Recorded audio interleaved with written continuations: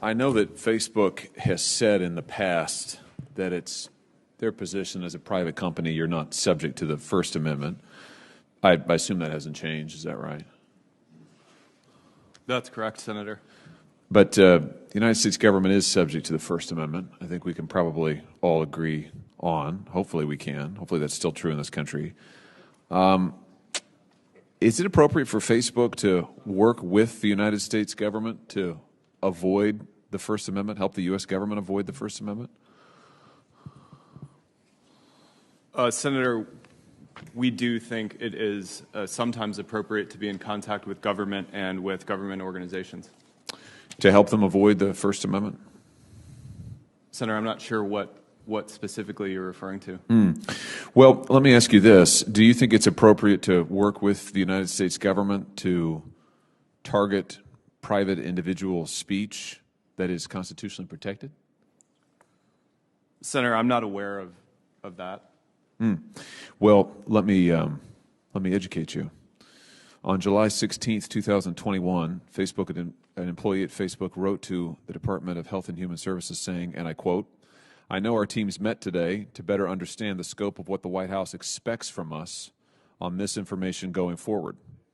On July 23rd, 2021, a Facebook employee thanked HHS, quote, "for taking the time to meet earlier today and wanted to make sure you saw the steps we just took this past week to adjust policies and what we are removing with respect to misinformation. This included," and I'm still quoting, "increasing the strength of our demotions for COVID and vaccine-related content."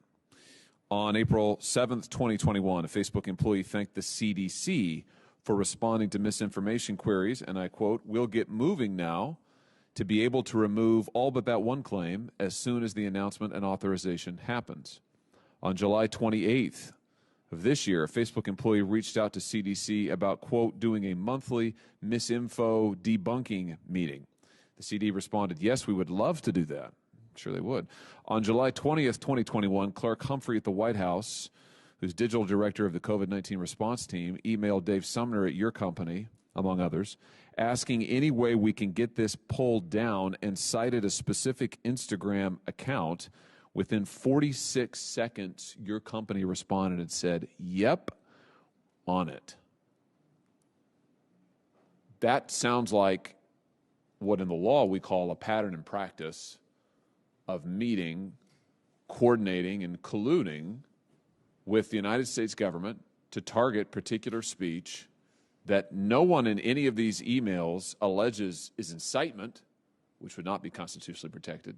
No one in any of these emails alleges it directly encourages violence, which would not be constitutionally protected. So it appears to all be constitutionally protected speech on, I might add, very politically sensitive topics that Facebook is directly working with the U.S. government to target and remove. Is that your company policy to do this kind of thing?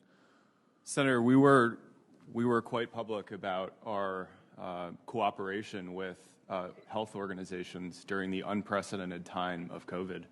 We knew that people expected and wanted accurate information on our platform.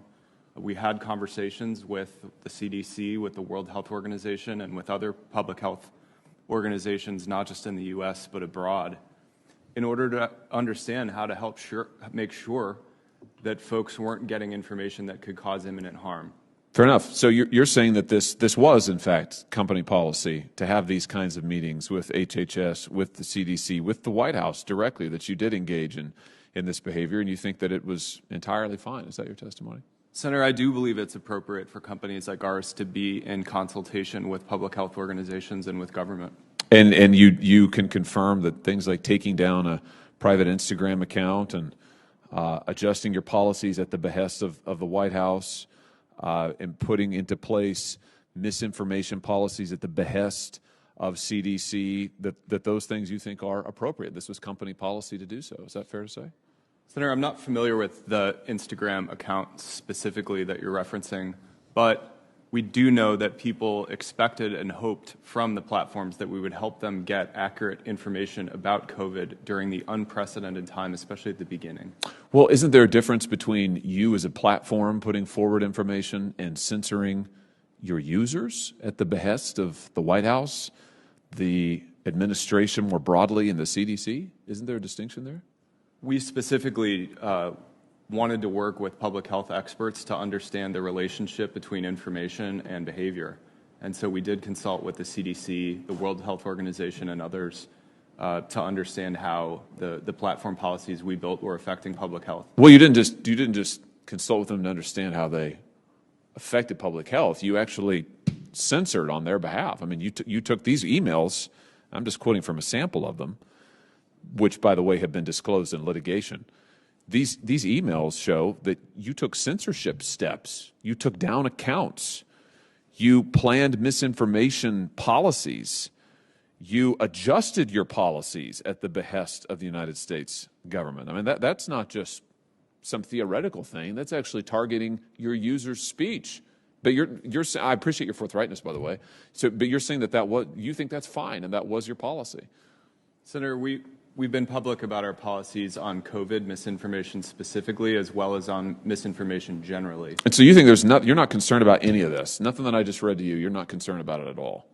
Respectfully, Senator, I think the balance of how to protect free expression as well as public safety is a difficult issue, but it's one we're committed to working with outside experts and publishing our work. Well, I appreciate you being so forthright. As I said, this is actually from litigation between the state of Missouri and the state of Louisiana and the federal government. I anticipate that your remarks under oath today are going to be very interesting and helpful to that litigation.